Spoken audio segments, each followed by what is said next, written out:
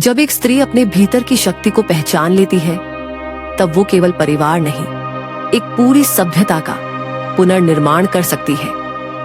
मैंने ऐसा कुछ असाधारण नहीं किया, बस जो सही लगा उसे निस्वार्थ भाव से निभाया। शायद यही धर्म का प्रथम कर्तव्य होता है, बिना अपेक्षा के सेवा करना। नमस्कार, मैं हूं राघव और आज हम बात करेंगे उस वीरांगना से जिनकी तलवार में न्याय था और दिल में करुणा, जिनके राज्य में नारी का सम्मान, ब्राह्मणों की विद्या, किसानों का श्रम और मंदिरों की आस्था, सब कुछ जीवंत था। आज हमारे साथ है धर्म रक्षिका अहिल्या देवी होलकर।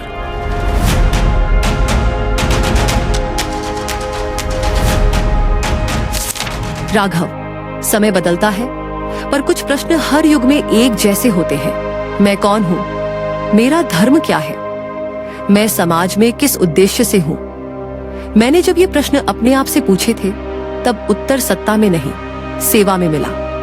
आज के युवाओं को मैं यही कहूंगी, तुम्हारी ऊर्जा अनमोल है, पर अगर दिशा नहीं है तो वह विनाश भी ला सकती है।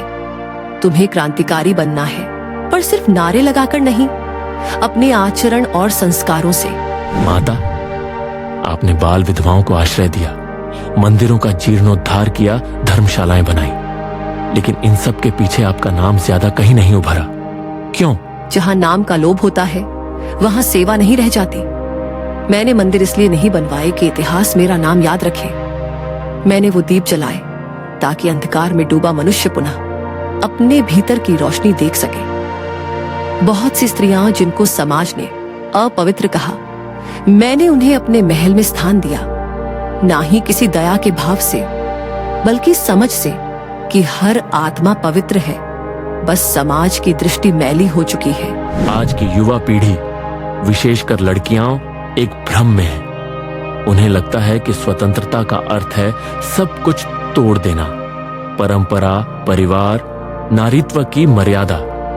आज का फेमिनिज्म यानी स्त्रीवाद कहीं कहीं पुरुषों के विरुद्ध एक विद्रोह बन चुका है। क्या आप कुछ कहना चाहेंगी? सशक्तिकरण का अर्थ पुरुषों से प्रतियोगिता नहीं है। शक्ति का अर्थ होता है अपने अस्तित्व को समझना और उसे जगाना। मैंने राज्य भी चलाया और व्रत पूजा भी की, शस्त्र भी उठाए और गौ सेवा भी की। नारी को यह समझना होगा कि उसका तेज उसकी कोमलता और कर्तृत्व में है, विद्रोह में नहीं, विनम्र बल में है। जब पुरुष और स्त्री एक दूसरे को विरोधी नहीं, सहयोगी मानते हैं, तभी संस्कृति टिकती है।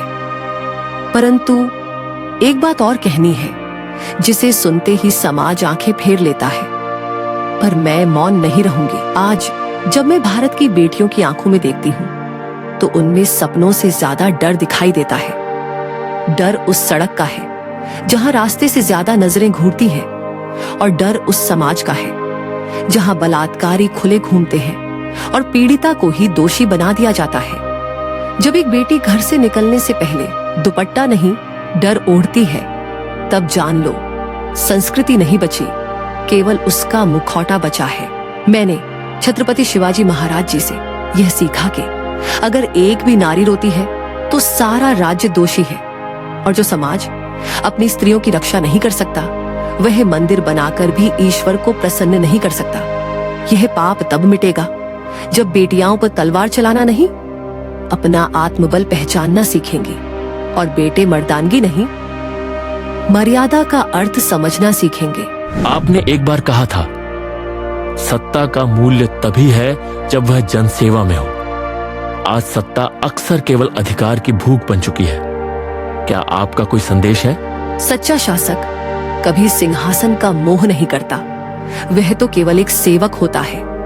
मैंने खुद राज्य के लिए कभी लालच नहीं रखा, लेकिन जब प्रजा भय में थी, अन्याय बढ़ रहा था, तब धर्म की रक्षा के लिए मुझे आगे आना पड़ा।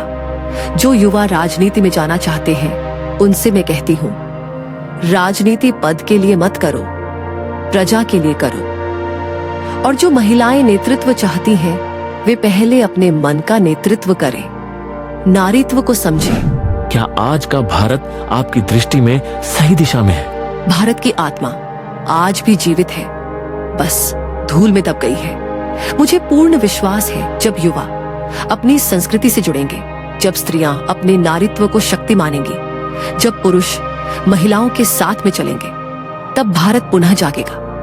यह परिवर्तन शासन से नहीं आएगा, यह आएगा हर घर से, तुम सभी से। जिस दिन तुम अपने जीवन को सेवा बना दोगे, उसी दिन भारत पुनः अखंड हो उठेगा। क्या ये भारत पुनः वैसा बन सकता है जैसा आपने देखा था?